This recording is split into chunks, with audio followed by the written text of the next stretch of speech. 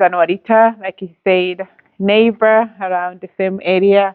My background, my professional background, I was a pharmacist for many years, and then always had interest in finance. And even though I was a pharmacist, I always had this thing that was lacking. And that one thing that was lacking is to have a knowledge of how money works. I always had that desire because I believe that like it's not necessarily how much money you make, but how much you keep. And when I started learning, I looked back and I say, how many pharmacists, how many families, how many doctors, how many regular people, how many middle class that don't have this knowledge? Because I looked back, I'm like, I am a little bit above average knowledge, but how come I did not know this knowledge? And for me, that was a huge wake up call that I thought if I don't talk about this, if I don't share this, I will not be doing what I'm being called to do. So that's how I started talking about finance. So I happened to get into this company that's called World System Builder, and their goal is to educate communities. Their goal is to bring awareness to communities. The finance principles that can help a lot of families, help a lot of young people, so that as we grow, we have a strong families with strong knowledge in finance. So the information I'm going to share should not be interpreted as an accounting or investment or legal taxes. It's not. It's not an offer to sell or solicitation to buy a security, insurance, or any other financial product. The workshop I'm going to share is simply for education. It's simply for awareness, so that you catch the information, you utilize however you want. You will not learn everything during this course of what I'm going to share. However, I hope that you gain more confidence and take action towards whatever goals, whatever financial goals that you want to reach. And we have so many workshops. This is one of those the core ones that I think that will help you at least capture one thing today that can help you in your financial future. Okay, so how do I advance today? I'm clicking that. Is that the one supposed to click? Okay, there you go. Yeah. So financial education, I learned that it's not an option. It is not an option. It is a necessity. Every one of us, we have to understand these concepts because they will make huge difference. So our goal is to educate as many people. Our goal right now is to educate 30 million families by 2030, so that at least everyone around us can know these principles to change and be who they want to achieve their goals in finance. Okay.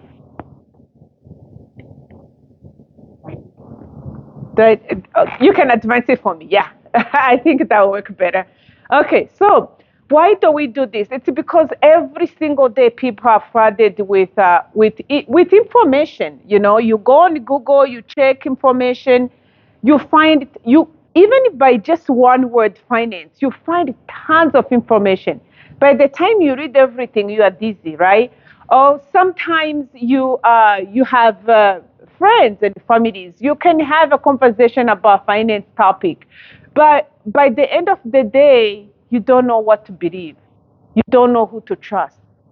Because just because you have a lot of information doesn't mean that we know what's right and what's wrong. So what we realize is how can we get the confidence of the population? How can we become certified to educate the communities in finance? At least if I speak, like you were saying, you will trust that I have the knowledge to tell you something that's true that you can go by, right? So we go through this educational certification so that when we come and we speak, we know that people will trust and do what we say that that's good for them. So we are here. If you can go back. Mm. So we are here to help look at the financial concept as it, by taking a holistic approach, not just this one thing, but what is that holistic approach that can help us. So the workshop we offer, they educate you and empower you to become your own money manager. You yourself, we give you the tools and knowledge to help you have a say in what is most important in your life. There are so different things that are important, but knowing and understanding how money works so you can be your own money manager is huge. It's very important. Next slide. So this particular workshop that I'm going to teach you, it will focus on building savings and wealth. And what you're going to learn, it's going to be short. I'm not going to take too much time. You will see like you cannot achieve something if you don't plan for it. So you will learn you can identify how to make goals, and then have that financial foundation mindset. Because if you don't, and then you'll be pulled in different directions. You'll be spending money in wrong stuff because you don't have that blueprint that you have to follow and get where you want. And then you will find out what is the wealth formula and how that formula can help you achieve what you want. And then also comprehend effects of time and inflation on your assets. All right. So when I get here, I always like to have people think for just 2 seconds, and remember their first job. Why did you get your first job? you know and then the first time you earned a paycheck, what did you do with that money? What was the dream that you had to do with that money? And then who is the most influential person maybe in your life who taught you about money, and what did they say? And then see what was your dream and your thoughts and your ambition at that time. Do you still have those ambitions, or they have changed? The next slide. Also, here are the most common things that people will save money or money for. It could be school education, vacation, engagement, home, retirement. What are you planning? Now, if you don't have anything here that maybe you're planning for, and then what, and you don't have anything on the side, and then why would you aim to be somebody, to have wealth? Why would you aim to change the world around you? I mean, you have to have a goal and a dream in order to work towards that dream. I think he gave example. If you did not have a dress to come here, you probably could be circling around, trying without knowing where you're going. It's the same in the finance world.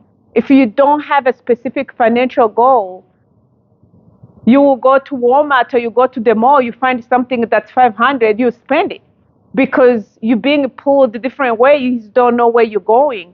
So in life goals, financial goals, they're just one of those that are very, very important if you really want to get somewhere. Next. So setting and reevaluating goals is very important to have that financial success. Like you can't set goals. A lot of people, it's coming to that time of the year, January or even December, where people set goals. There could be religious goals, there could be family, there could be health, there could be finance, and you set them that time, but you don't revisit them. When you don't go back and check your goals, we are human. There is so much going around in our lives, and if you don't go back and read your goals over and over, you will forget them very easily. So the secret is to keep remembering, why did I set these goals? What is the why behind this goal that I set? And then if your why is very strong, and then you make sure that you take the action that gets you to achieve that goal. So you have to keep reminding yourself, the goal that you set for yourself. So we always remind people, have your short-term goals, right? Because as a human, you're going to be discouraged if you set mid-term goals, but you don't have that 1 year goal that you can achieve and reward yourself. So short-term goals could be the goals that like maybe pay a specific date or save money for vacation. And then mid-term goals will be like 1 to 5 years goals, like may pay off your car or pay off a debt. And then long-term goals will be like your retirement or save money for your child education.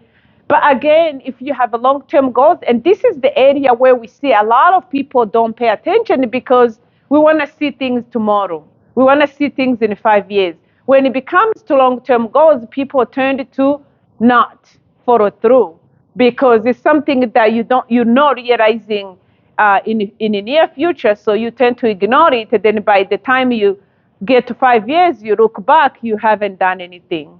Next slide. So this personal financial strategy, it's basically like annual checkup with your doctor. Because if you have never sat with anybody or yourself done this, I want to say maybe you're in trouble. No, I'm joking. You have to check this. You have to yourself. You have to see where you are. Am I hitting my short term goal? Am I meeting my mid term goal or my long term? Where am I with my spending? Where am I with my monthly cash flow? How is my wealth, my net worth growing? So these things you have to constantly look to see where you are. So again, these are the majority of people will look at these things, will save for these things. So in order to know where you are, one of these might be one of your. It's just an example of one of the things you might set up as a goal to achieve in the near future. Next slide. So to help determine how much you need to save, there are different formulas. You can use a formula that we call 10-20. So many financial professionals suggest 10 times your annual income in order to meet your insurance needs for your family, or 20 times your income saved up for you to retire, right? A lot of people, they might not know how much money they will need in order to retire. So that 10-20 formula can help them. You can do financial needs analysis or personal financial strategy, or you can also use the financial calculators as well. So whichever strategy you use, remember procrastination is not part of strategy. So if you want to achieve something, you just need to do it. Tomorrow doesn't belong to you really. What belongs to you is today. So this is just maybe just kind of like opening your eyes. How much do you need to save per month for a house? Or how about retirement? So let's say that you say, you know what, I wanna have 1 million by the time I'm age 65. We are different ages here, but let's say next slide. Let's say that you are 25 age right now, and you will need to probably save 286 per month in an account that gives you a rate of return of 8% in order to have that 1 million when you are age 65. Now, if you know that you want to save that 1 million and you want to invest that million and you want to have that 1 million by the time you're 65 and now you're 25, this rings a bell. Oh, okay, I really want to be a millionaire. So I probably, if this is the only means I don't have maybe a drive to start my own business, or I don't have it. Okay, this is one option that I can become a millionaire. What do I have to do? I'm going to set a goal to save 286 per month in order, now it's stimulating your brain, you're thinking. But if you did not know this, then you're just going to go through life spending money because you don't have that goal. So now that you have a goal of 1 million at the age of 65 and you're 25, probably you remember that you need to save about 300 a month in order to become a millionaire by the age of 65. Now, if you're 35, next slide, maybe now time is kind of running out. You're going to save 670 per month. If you are 45, you're going to save 1,697 in the account that gives you 8%. If you find an account that gives you more, maybe time will be less and the money will be less. Next slide. So work with somebody on your goals. If you have never sat down and do financial goals, you can sit with somebody to help you strategize and start having those financial goals in your life. So on the road to our goals, though, we must prepare for what if, because these things always happen in life. You have a financial goal that you want to achieve, but guess what? If you're a parent, your child gets sick or whatever, you have a roof that you have to fix. So those things happen, and we must be prepared that that happens. So would you rather feel certain in finance or scramble by asking for donation through crowdfunding? So that's why preparation and goal setting kind of helps. You cannot kind of figure out everything that will go wrong, but if you prepare and you don't just live by luck, things will work out. So prepare for these unexpected events by having a proper financial foundation. So this is like our blueprint to financial freedom, right? So the first, you go through them. So our first layer, so these are the things that really everybody should kind of account for. Investment, proper protection, debt management, and emergency fund. But they are in any order.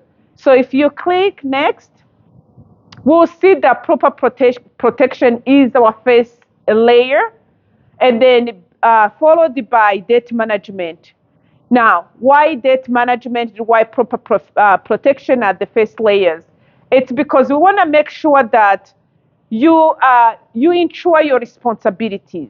Because if you cannot ensure your responsibilities, if you cannot ensure your life, or if you cannot ensure your assets or your income, and then everything else is irrelevant, right? Once you ensure that, and then debt management, because if you don't manage the debt will manage you, and you're not going to be able to control your surroundings. You're not going to be able to control your financial goals, right? And then emergency fund, because we know that there is always that need, that emergency that hit us without us knowing. So you have to have that emergency fund. And then finally, this is what really drew me into finance. It's making sure you understand how to employ your money, how to have money work for you.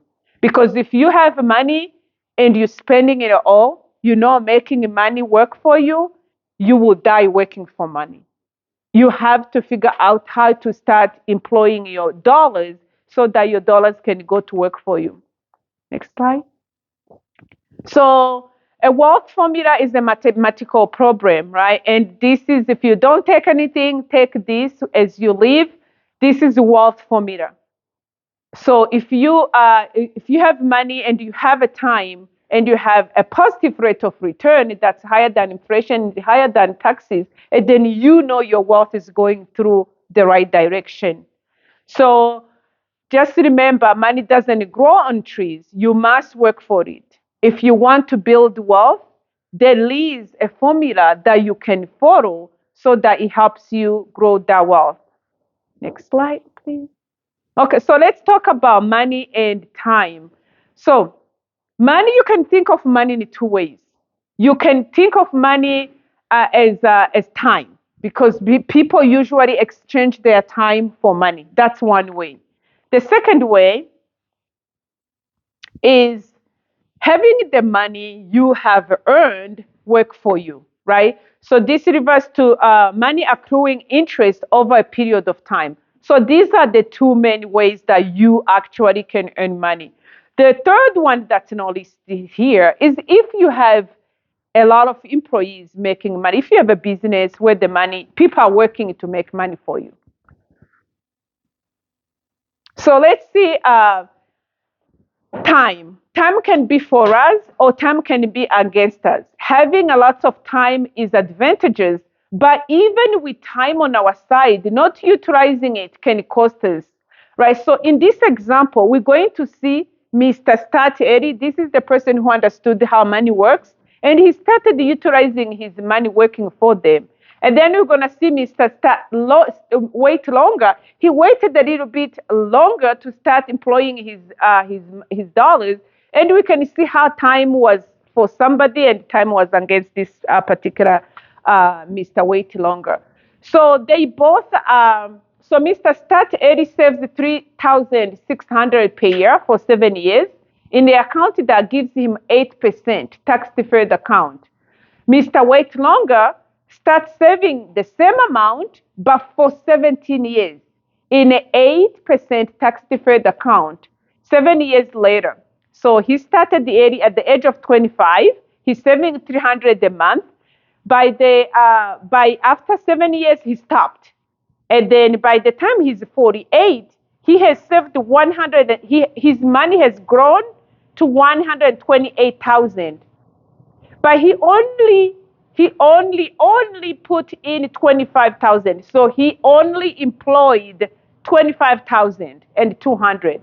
But Mr. Wait Longer, because of this time wasted, he had to put in 61,200. Why? Because of the first 7 years of his life that he did not do, he waited without putting any money. So in the end, Mr. Start Eddie, he made 128,000 and Mr. Wait Longer made 131. There is really no difference in how much money they made by the time they are both 48. But because Mr. Start Eddie time was on his side, you could say that his employees had a long time to work, while Mr. Wait Longer, he had to put more money so that his money can work in a shorter time that they had. So if you don't start early, you're going to end up putting more money to work for you rather than if you started early, because time is on your side. So you have to have money and you have to have time. And if you utilize your time in a smarter way, and then you have more advantage than somebody who waits longer. Does that make sense? Okay, perfect. So next, please. So how does the rate of return also affect, how our money works for us? So rate of return or interest is the percentage of net gain or loss on any investment over time. So, for example, if you have a $6 if you earned $6 on a $100 investment, simply you just have to take that gain divided by the principal. And so you have a 6 divided by 100, and that's 6%, 6 rate of return, right, over that 100. So now, there is also a rule called the rule of 72. This rule is very important because it will help you understand how long your money will take to kind of double. So an example, so if you take 72 divided by the rate of return, you will see the years your money will take to double. So if, let's say, they tell you you got to invest your money and the bank tells you, we're going to give you 4% interest on your money. That means if you take 72 divided by 4, and then you know that approximately it will take 18 years for your money to double. So let's see it in the example. So if you take 72 divided by 6, it will be 12. So it will take your money 12 years to double. And then let's say you invest 10,000. By the time you are, but after 36 years, your money will be about 81,000. If you have a rate of return of 8, after 36 years, your money will grow to 159,000. If you have a rate of return of 10, after 36 years, your money will be 300,000. Now, this is very important for you to understand the powerful rate of return, because you can see the difference of 2 points difference from 6% to 8%. What that means after 36 years, the person who has 8% doubled your money, right? So if you have your money in a 6% rate of return, don't be surprised If the person who has a 10, he has almost half a million and you haven't even hit 100,000, right? So this is what you have to understand and make sure that, yes, you have worked hard for your money, but where is your money? Is your money really working for you?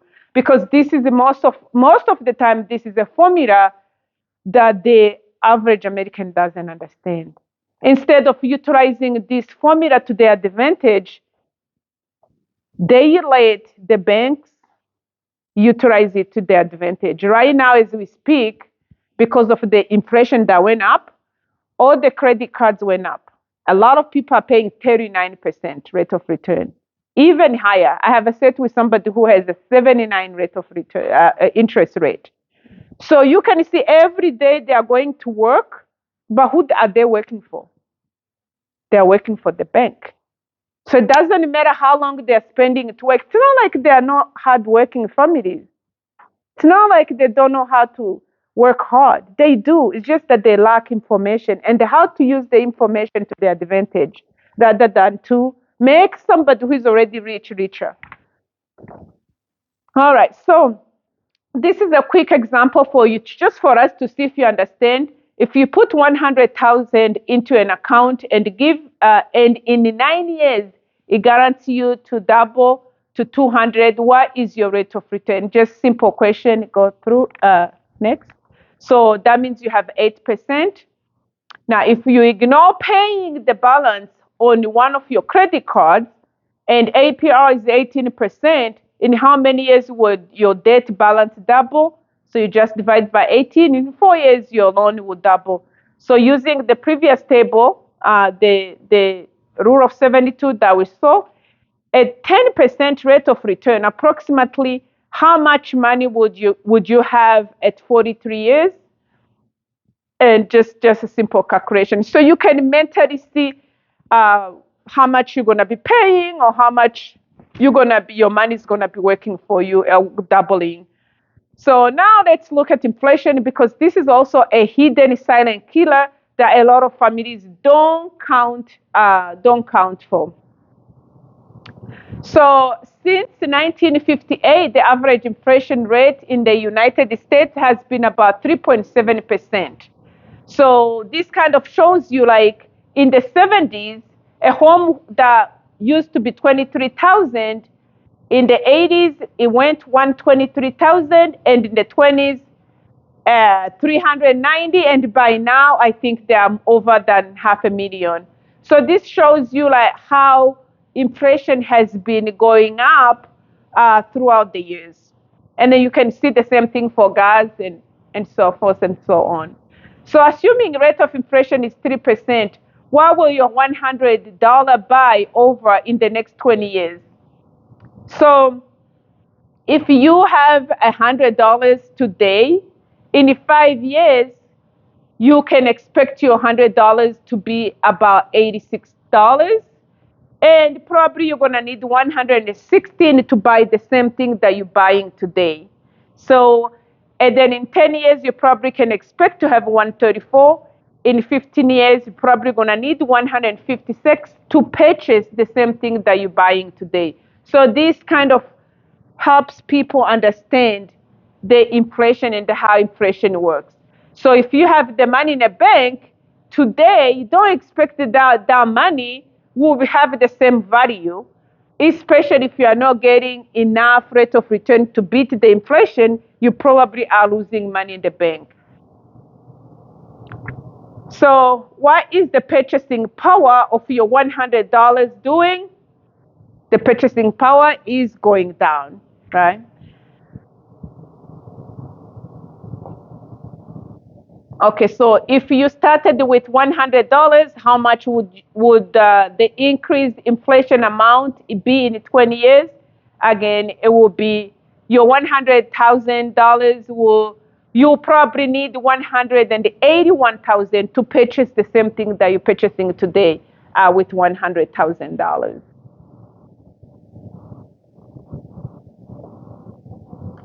All right, so how much would you need to retire in 20 years? And then how much would you need to retire for 20 years? So all these are the questions that we help families understand. That way they don't think their $100,000 today is the same in 20 years. All right, so now let's look about taxes, because tax, same as in inflation, those are the things that kind of either keep us the same or bring our money down. And we have to make sure that people understand the impact, especially those who are really interested in achieving their financial dreams. All right, so there are three types of taxes. There is some that tax now, so meaning if you make money on an investment, you're going to have to pay taxes this year. And then there is tax later, refers to the money you put into your account pre-tax, but eventually when you are 59 and a half and you start using that money, you're going to pay tax. Then there is something that's called tax advantage, meaning you won't pay tax on that principal because you invested in money that has been taxed already. So when saving, you want to consider the effect of those taxes, right? So each type of taxation has its own role in a finance world. So it could be taxed now. I mean, we need the money in checking. Sometimes they give you a few cents. If it's over a certain number, you have to declare that. It could be the stock. It could be anything that you gain that year. That's taxed now, taxed later. You're going to pay tax later, and then tax advantage. You have a pay tax. You won't pay tax later. You already, your money is growing kind of like tax advantaged. So let's see how the wealth formula now works. Here, if you save 100 and your interest is it's 4%, and then you're gonna pay that 25% on the $4 that you made. So that's $1, and then you take so that's the money, the gain minus the taxes. You gain 103, but then you always have to remember that depending on how long your money has been there, if it was 1 year, probably you have to subtract that inflation, and what's left to really, it's what you have in your account. So you might think that your money grew, but really nothing happened. You just stayed the same. So you must get at least 4% in interest to beat taxes and inflation.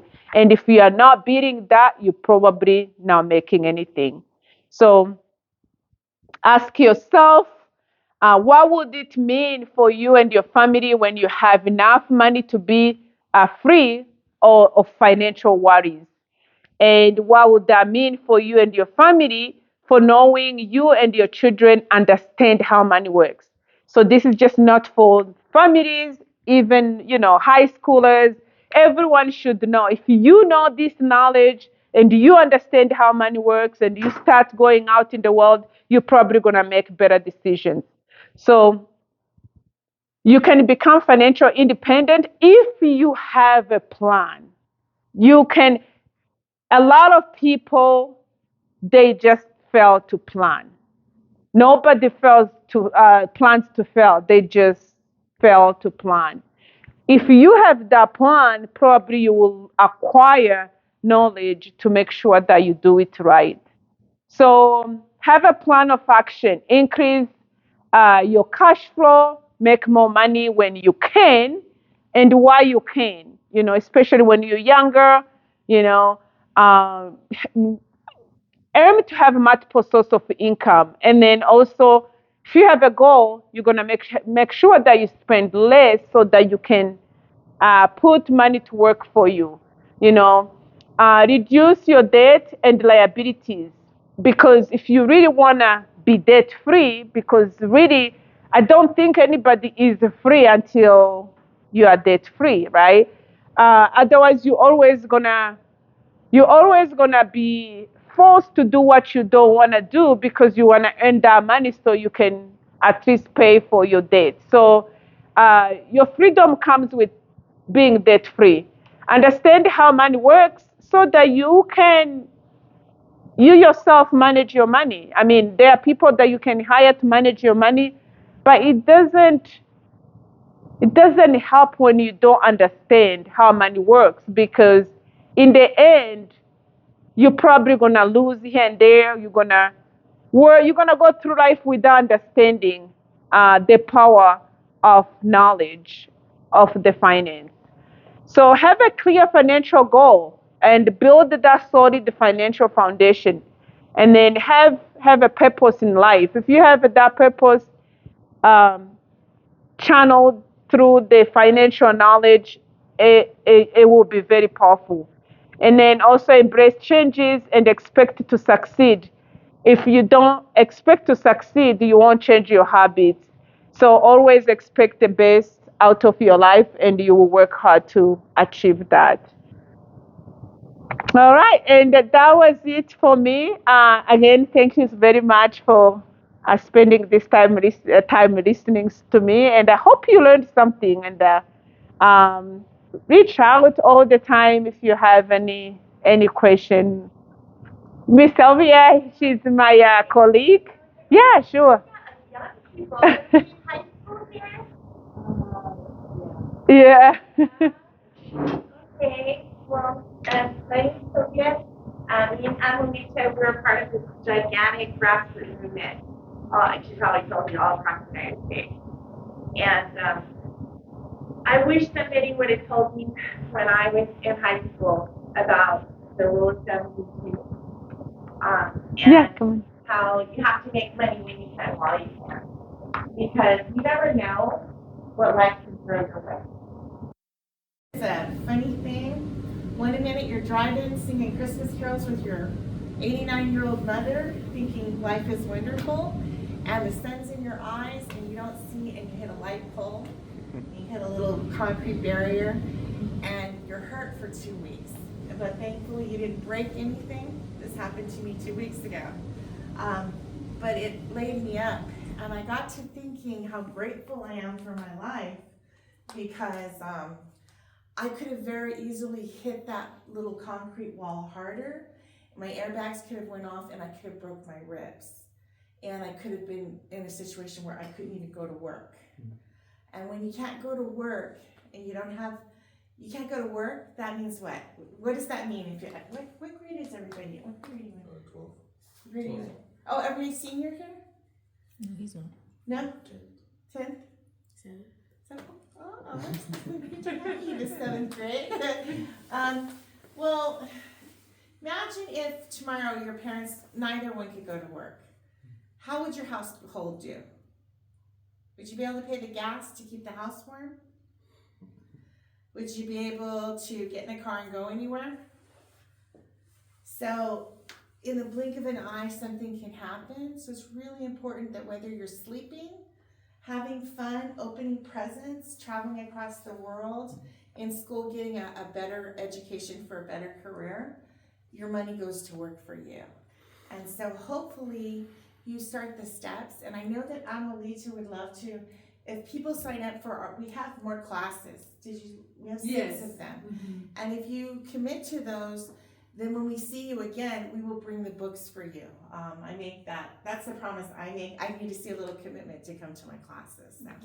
But I just wanted to, she invited me and I had a previous commitment, and so I came as soon as I could get here. But anyway, I'm so glad to see your interest from 10th, 12th, and 7th grade. Thank you for coming today. Yeah, thank you. That is the So what's going to happen is this is the school support system. They support the El Paso community schools and everything. I working with them so that I can go to high schools and teach the 12th grades. So once they give me the approval that I have all those 12th graders, I have the audience, then I'll always bring you along to show them this. Because if I knew this earlier also, I will be better financially. So that's what we're going to do. So once I have this approval from them and I give it to schools, and then I'll always let you know. Thank you so much. Thank you. Pleasure to be here. Always support you in anything. Thank you. I Thank know you you're for doing coming. awesome work with the young people. Yes. So you work in El Paso district? No, I don't work in El Paso You district. volunteer in El Paso district?